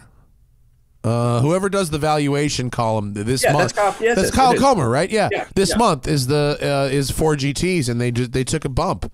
I was wrong. I thought they were stagnant. They probably took a jump after the movie. They did. Yeah, that was what they took, like a $50,000 jump after the movie. Damn. Fuck. But Doug bought Carl Brower's old car, which is a super high mileage car. It's like a 30,000 mile car. So because Doug wanted to drive it, he didn't give a fuck. So it was it's a great car to buy and drive. Yeah. And the ones in Haggerty, the comparison ones were like the really low mile ones. The most interesting phenomenon in that article about the new Ford GT is that it seems like the more of them that come to auction, the higher the prices go. The graph on the Haggerty article is extraordinary. From like 08 to 15, there's like 7 to 9 of them a year coming up for auction, and the last 5 years it's like 30 a year. It's spiked so fucking hard. It's that's wild. like the air cooled 911 thing. It was they got pumped up in markets and media and everything, and then you just couldn't sell enough of them fast enough for enough money. Yeah. And it's like, oh, they made 1 billion of them? That's okay. Yeah. And everyone, how many miles they got? I don't care. I want to be in the club. Everybody. And there's a bunch that were bought new and squirreled away into collections. And so every auction that's got 2 or 3 of them, one is going to be 5 or 10,000 miles and one is going to be 4 miles, in plastic. You know what I mean? Right. Sorry to plug a competitor, but I read Haggerty also, man. Listen, we all do. That's not me. Another company that is a good one to work for these days because an insurance company isn't going to run out of money for their magazine anytime soon. No. What else you got, Zach? Musto, have you driven any of the electric muscle cars like the Zombie 222? Do you think EV classics could take up the mantle in spirit of American muscle? No, in fact, I hate it. I really do. I've driven, the biggest thing about an American car, or any muscle car for that matter, is the engine in the front. That's why they're good. And I'm not talking good from a mechanical performance standpoint. That's the soul of the car. So, like, I don't ever want to drive an electric 68 Charger. I don't want to do that. I want to feel the body shake. I want to hear it, and I want to experience what that car was like at that time. So I applaud I applaud the cars. I applaud the technology in them. But honestly, I don't want one. I could really give a shit about them. I don't care. Because if you take the engine out of a lot of these cars, you're left with something that doesn't turn or stop very well at all. I mean, you lose. You have the shape, which is cool, but and it's fun to go fast in the electric car. But you are losing. Like, I mean, I owned a '65 Pontiac for 2 years. Like, so much of it was just turning the thing on and driving 20 miles an hour that and cold listening to start. It. Cold start was great, and you feel powerful, and you're not because you run a 15 quarter mile. But that is so much of the experience, and if you take that away, all right, now the car doesn't turn stop at all, but it goes faster. Which and also good. the cammy lumpy engine covers up the rattliness of the body really well. I mean, listen, I took the Charger to the drag strip last year, and I ran a 1399 at 99 miles an hour. Woo! Right? Screaming. So, yeah, by today's standards, not fast, but that's what that car with a 440 should run. Yeah. Right. So I mean, that's what it should run. But when you pull up and you hear the the cam and the things are moving around and stuff like that. Listen, I resign myself to the fact that car is not fast anymore, but it still looks ridiculous. It's still amazing to drive from a visceral standpoint. Yeah, the last thing I would do is make any one of there was a guy, it was interesting, there was a guy with an old Alpha up here at a Cars and Coffee that converted it to electric. And I said, how do you like it? Oh, I love it. It's the best thing ever. And I felt like the answer was because he spent so much money on the conversion. Yeah, you never want to ask people to review their own car. So many people send me writing, which I like. I've openly said to folks on this show, if you want to be a writer and you want me to critique your writing, send it to me, and I will read it and I will critique it. And the articles I get sent, I would say 25% of them are reviews and or defenses of their own car. Of course they are. Here's why I bought this car. And 75% of them are a variant on the defense of slow car fast. And then I ask people to write the next thing. I go, cool, write the next thing. And they go, what's the next thing? And I go, it's the next thing. It's the next thing you write once you've written a slow car fast piece. Right. And then I never hear from them again. Not a lot of repeat customers, huh? No, but you know, the muscle cars are, so yeah, it's not fast in the quarter mile, but that doesn't mean it doesn't feel powerful. It feels powerful, and it is powerful. Part of the reason it's not fast is because of rear grip. Part of the reason it's not fast is because of gear ratios and things that have nothing to do with how it shoves you in the back. No. You know what I mean? I mean, listen, like, you know, the Charger, for what it is, right? It still makes close to 500 pound-feet of torque. Right. Solid live axle, leaf springs, no traction management. You put your foot down, it's ripping the back tires off. Right. And that's part of it. It is a powerful, big, lumpy. It's a tractor. That's what it is. What about, dude? Would you fuck with the new Cobra Jet? You see the new Mustang Cobra Jet? It's like 1,300 horsepower EV. What about that on a new car? I think it's amazing for what it does, and there's no question. If you put me in it, I would laugh like a child because it's fun. But again, it goes back to the Tesla. Like, it's a wonderful thing. It does everything that it's supposed to do. But for me, I really truly love the sounds and the smells and the feels of it. If I was commuting, not that I want a Cobra Jet to commute, but if I was commuting, an EV would be fantastic. No, if you're commuting, you want a Taycan. You know, Taycan. Well, is that where it's at. I've watched everything you've done on it. You didn't fuck with a Taycan yet? No, I'm dying to. Oh, you got to get one. That's really that's the best car I drove last year. Taycan Turbo S. Yeah. Oh my God, it's the best. It's not the one you want to buy. You want to buy the 4S, but you really want a week in a Turbo S. If somebody said you could keep the air-cooled motor in your 911 or go to electric, what would you do? Oh, I don't want an electric 911. Yeah. You know what I did like? I fucked with that Vonnen thing. I liked that. Did you see that? You know what that is? The aftermarket hybrid? Yep. So they're developing an air-cooled shit. Okay. So think about how nice that would be if you, because it was seamless. It really was. Think about how cool it would be if you could have an air-cooled 911, which air-cooled horsepower is widely known to be by far the most expensive horsepower the money can buy. Imagine you had something like a 930 turbo where you don't have to open the engine, you don't have to run increased boost pressure, you don't have to do anything. You just plop this thing in, replace the flywheel, and you've got a plus 150. Yeah, bro. No, that I like, because that you're maintaining the spirit of the car. Like I would love to, let's put it this way, I would love to see a manufacturer come out with something like an electric curse system on a muscle car, whereby we go back to like the mid 80s and we have a Knight Rider turbo boost button that's electric. Like Porsche does it. Porsche does it, and the Turbo SE hybrids. All the Turbo SE hybrids have a boost, fucking on a button. Basically, do they really? Yes. That's how you haven't fucked with a Turbo SE hybrid? No. Oh, so you need to go down the rabbit hole of electric Porsches now, because the Panamera Turbo SE hybrid is insane, because A, it can charge itself using its own engine, which is not the only one that can do. The Volvos can do that as well.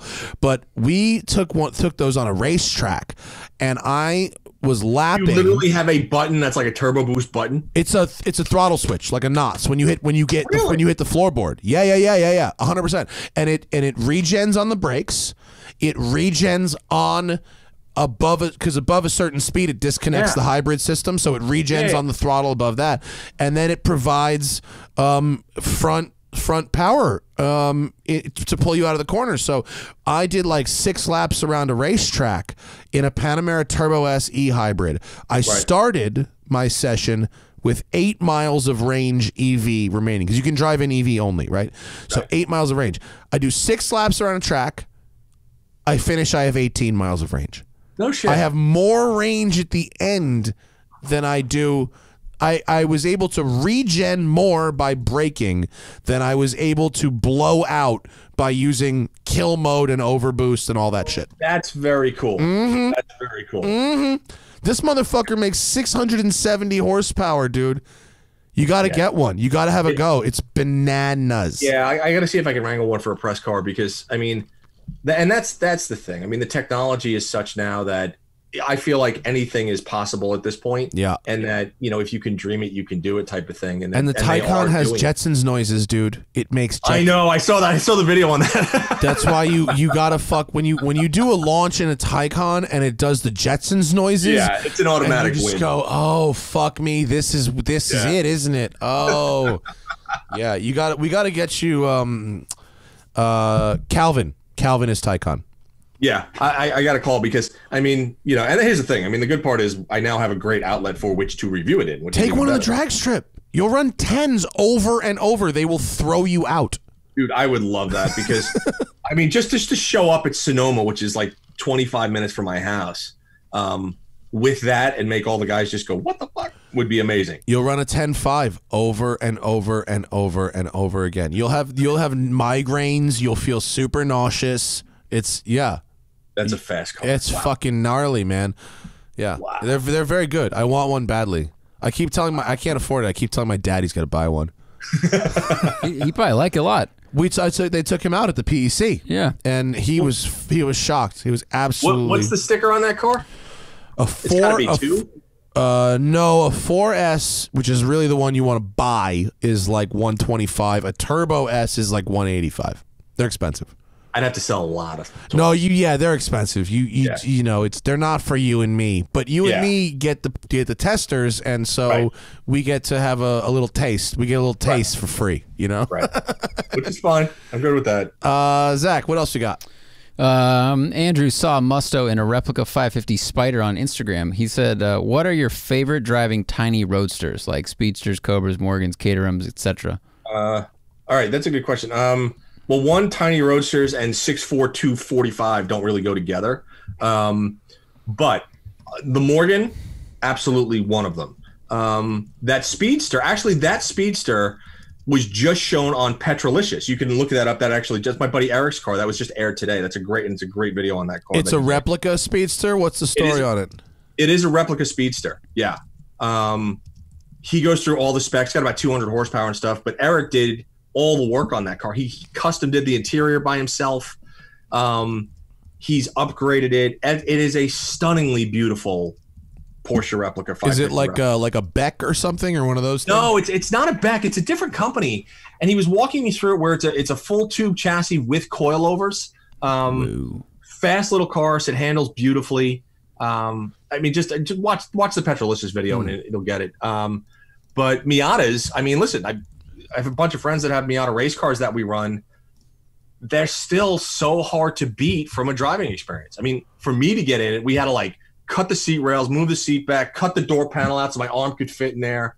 But they're tough to beat. They really are. Roadsters are fun because they're tiny, and it's like you put license plate on your go-kart as a kid. Yeah. I liked that Morgan so much because of how fun it was from 20 to 50 miles an hour. That's where I really enjoyed it the most, because I was going slow enough to kind of appreciate what was happening on the outside. Yeah. You know, I mean, I remember driving Alex Roy's old three-wheeler. Oh, and I love that. They're amazing. That's like a biplane. Oh, it was great. That was so much fun, that car. Yeah. Morgans are hilarious. You're because you're not driving in a Morgan, you're motoring. It's a different activity. It's a totally different thing. Yeah. So little roadsters though are fucking great, but I don't know about you, Mike. I'm not that into the exo cars.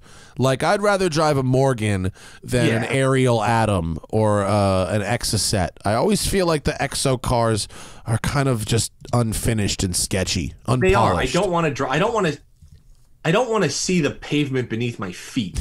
Like, I've had cars when I was poor that I could do that, and that was because of rust. Like, I don't want a new car. Oh, man, they're so fun. They're so fun. They're so stupid and dangerous. Not saying that they're not fun. It's just, like, personally, I want somewhat of a connected, finished piece of metal body. I can understand that. Bodywork is underrated. In a Miata, it gives you the illusion of safety, and in an Exocet, there is no illusion at all. Right. Right. That's very, very true. Diego said he's thinking of building a 68 Mercury Cougar with a GT350R engine. Is that possible and cool? Yeah, sure. Anything is possible. I think Cougars right now are completely undervalued and underrated muscle cars. Yeah, no one cares about them. They're cool looking too. They're great looking cars, man. Like an XR7 or an Eliminator, those are beautiful, beautiful looking cars. And that's like a really, I mean, the interiors are great. They actually drive really, really well. I mean, be prepared, obviously, if you're going to put a GT350R. Is a Cougar a platform sibling to a Mustang? Yeah, a little bit. It is, but a Cougar, I think it's wider wheelbase and a bit longer. But Cougars themselves are they're great cars. And you could get like the nicest Cougar on the planet for 25 grand. Mm-hmm. And they're brilliant. There's nothing. I'm shocked there aren't more of them on the roads because they are very, very nice cars. Mercury in general has zero brand cred. Yeah. I mean, it just doesn't. It's a shame because they made some really nice pieces. Yeah, my dad had a Cougar back in the day. Yeah. Like when these are set right, they look good. They're better looking. In my opinion, they kind of bridge the gap between Mustang and muscle car at the time. Like shape-wise, they kind of have a little Nova to them. They have more attitude than a Mustang, but I think they were trying to go after the Mustang market, and they just didn't have the pull. But then the muscle car market that wanted like a Charger or a GTO or something that looked tough and big, they don't really fit that either because they're just, I don't know, they're a little smaller looking. So they kind of landed in this middle area, and then no one bought them. Yeah, but if you pull up, like, I don't know if you can find a picture of an Eliminator. Like, they're tough looking. They're as equally tough as, anything else.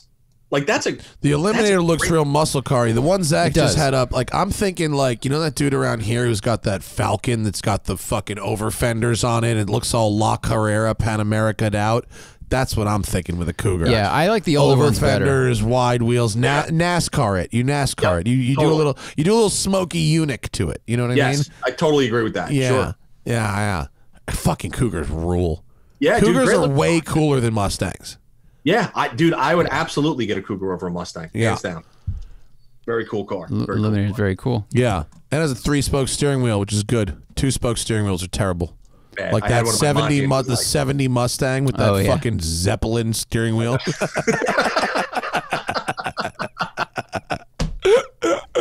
Oh, great. 3 spokes is good. That's nice. Amazing. Got a Hurst T handle in it. I'll fuck with that. Remember when I didn't know Mike at the time, but I put a Hurst T handle on a Subaru when I was in high school. That's all right. Gotta have a little bit of fun with it. It's not all right. I learned my lesson. You'd fucking park that shit in the sun. I'd fucking brand Hearst on my palm every time I grab the stupid thing. It's like the S2000 knob, the titanium shift knob. Nothing heats up like that. Yeah. You can weld with that thing. You need a mark, a permanent mark.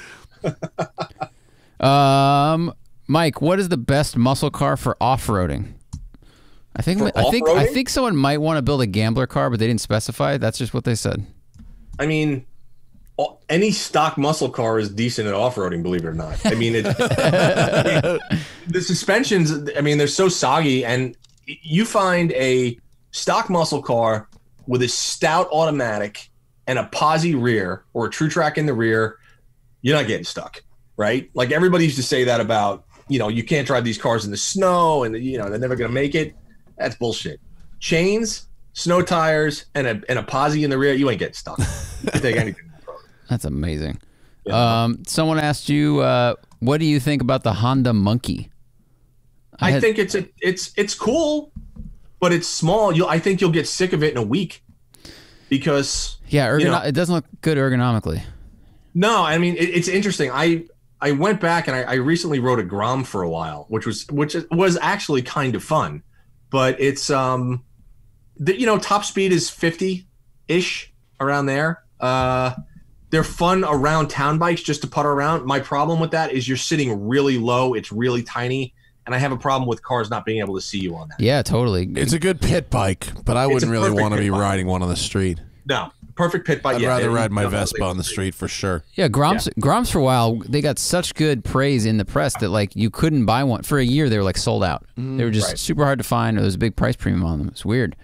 Yeah, but then people started doing things that they really weren't made to do. Like they're capable in a canyon. They're just not fast enough to go up a hill. So problem. The rare flat canyon. A Grom 300 would really be what's up. Yes, that's true. Oh, jeez. Engine swap. Just put a turbo on it. Something like that. Stroker Grom would be perfect. Zachary Herbert is debating between getting a 4th gen 4Runner, an LX470, and an LX470. Other than the price differences between them, what are some redeeming qualities that he should look for? Maybe a Montero, he said. Oh, don't get a Montero. No, you won't buy a used Lexus over a used Mitsubishi for sure. Yeah. Let's start with a baseline here. So we can let's scratch that out and go between the 4Runner and the LX. I mean, I like the 4Runners, to be honest with you. They'll always hold their value. I think the Lexus is a better value proposition. But I don't think you're going to lose either way. I think they're brilliant trucks for, if you just want to putter around town and be soccer mom, or you want to bomb off road. They're both totally capable. So Toyota builds Land Cruisers differently than they build other vehicles. They're designed to be more durable.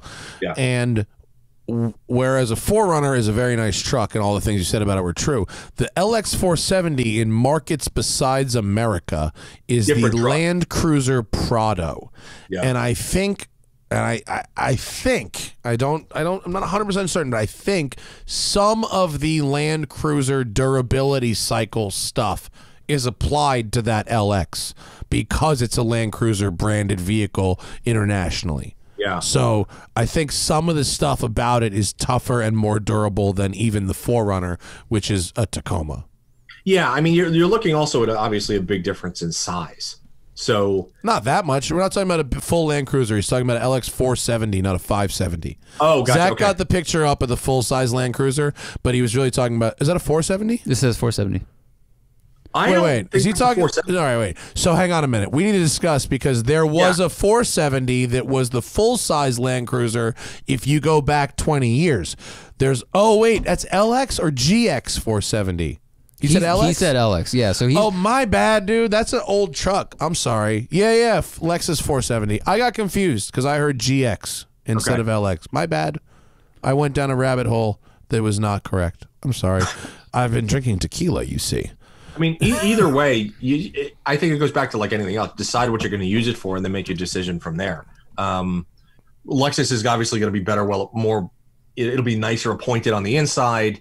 It'll be quieter, but off-road, it'll still do everything plus that a 4Runner will do. So either way, you're not going to lose anything. 4Runners hold their value like mad. Yeah, Yeah, totally. right. I think, yeah. All right. Matt, you can only have one car, and you have to choose between your old Focus RS or the one-take hybrid turbo Fiesta you drove. The Fiesta. Okay. I don't know. That was a quick hard no on that one. I have never in my life been through a period of worse ongoing back pain than when I had to drive that car for any period of time. I mean, for all the things they did right with that car, and there are many, it was absolutely incomprehensible how bad the seating position turned out to be in that car. And if I was a little bit more of a hard ass and a little bit more of a dick, I probably would have refused delivery when it showed up and I sat in it, because I bought it sight unseen, and that's something I won't ever do again. I ordered it a year before it came out, assuming the seats would be the same as the ST seats, and they were not. Not at all. Anything else, Zach, before we wind this bitch out of here? We have some we can save for a cruise show. There's nothing else specific to Musto or the things he's normally driving. Mike, I appreciate your time and your company, as always. It's always fun to just hang out and bullshit. We have to figure out how to do the motorcycle trip. Listen, anytime you want to do it, Matt, I would even go so far as to say, we could rent bikes and do a trip. I don't mind renting bikes. In hindsight, I kept talking about press bikes, but in hindsight, this is the kind of thing where I'd almost rather just rent the bike and then not work. Yeah, yeah. I mean, and here's the thing: if you were to come up to here, we could rent GSs or Harleys, whatever we wanted to rent. Yeah, and it would be great to go up through the redwoods, through the Oregon coast. That'd be awesome. That would be an absolutely brilliant ride that we can have a lot of fun with. That'd be so awesome. I'd love to do that. We should really do that. These are not ridiculous speeds. This is just touring for touring's sake and having fun on a motorcycle. That's all that is. I don't crave real speed on a motorcycle. I just enjoy just being there, honestly. No, we'll get Vinny Russo back up here, get him going. Yeah, he's fine. He sold that stupid bike he bought. I know. That thing was dumb as fuck. It's cool looking. I think but didn't he just buy it to flip it? He bought a pair for like pennies to flip, but he tried riding it around. This is a big Suzuki 1300 thumper. It was such a fucking Central Coast Florida bike. It was. Big bike. No, it wasn't a Gixxer. What was it called? It had a... It was a VTX 1800. Sure, yeah. Good Lord. That sounds right. Yeah, that's it. Yeah. It's a giant... It was a leader bike cruiser. It's a huge chopper, but built by Suzuki. Yeah. And it was Honda. enormous. And it looks cool. No, not Honda. It was Suzuki. It was? It was a Suzuki. I don't know the fucking name. It weighed like 900 pounds. I rode it one time. It was awful. You want to plug anything besides Hemmings, Mike? Go watch his videos at Hemmings. Yeah, I mean, our channel's coming up third quarter. I would say if you haven't yet, we have an auction. We have a brand new auction site, which is really, think bring a trailer, but Hemmings, and it's an alternative. It's great. The functionality is fantastic. Otherwise, man, just look for the videos. We've got a bunch of new shows that are going to come out third quarter. And Matt, honestly, I will probably hit you up again to come on and go through the shows when that comes out. Yeah, we'll do that for sure. What else?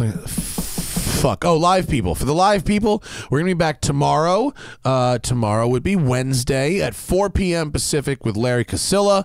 He's going to be here talking shit. He's got a new shop studio, like a detailing studio he's built. Have you seen his shop yet, Matt? I've seen a few pictures. I haven't seen any of the finished stuff. Cool. Yeah, it seems cool. Yeah. It seems cool. So we're going to commiserate about construction. And then Thursday at 5 p.m., Tom Segura is going to be on the show. I watched his new special last night. Yeah, Ball Hog. Fucking heavy hitting. He's going to be great. I'm super excited. It's amazing. And apparently Tom has been a listener of this show quietly for a long time. So he's more than familiar with our work, which is excellent. When is Collector Car opening? The W word is a tough word because I don't have an exact date, and anything I tell you would be wrong. We will be open literally as soon as we possibly can. That's the only answer I can give you. We have for anyone who's got emergency needs, if you need to send a car down to LA, our underground level is finished, and so we're doing cold storage underground right now on battery tenders under covers, and then once we get our certificate of occupancy, I drove by there earlier. They're literally. They have the wood stuff up, so I think first thing tomorrow morning they're gonna pour our front driveway and sidewalk, which is very exciting. We're so close, dude. Like we're so close. We're like weeks away. For those, I'm gonna plug Matt's garage because I've physically been there, and I'm gonna tell you straight up, it's like nothing that I've ever seen before, and I've been around this space for a long time. He's creating something that is beyond special. So it is completely unique. There's no, I can safely say there is not another place like this because I had to get the permits to have it done the first time. Don't be surprised if you get a call from me one day being like, "Can I keep the Daytona here for a year?" You can. My oldest friends have priority. Alex Roy is already taking advantage. Yes, of course. Your Daytona is always home. Always home at West Beautiful Side space, man. Something to be proud of. Thanks, Mike. I appreciate it. I'll see you soon. Tell Aish I said hello. And that's it for our show tonight. The Smoking Tire Podcast is powered by Shout Engine and Tequila.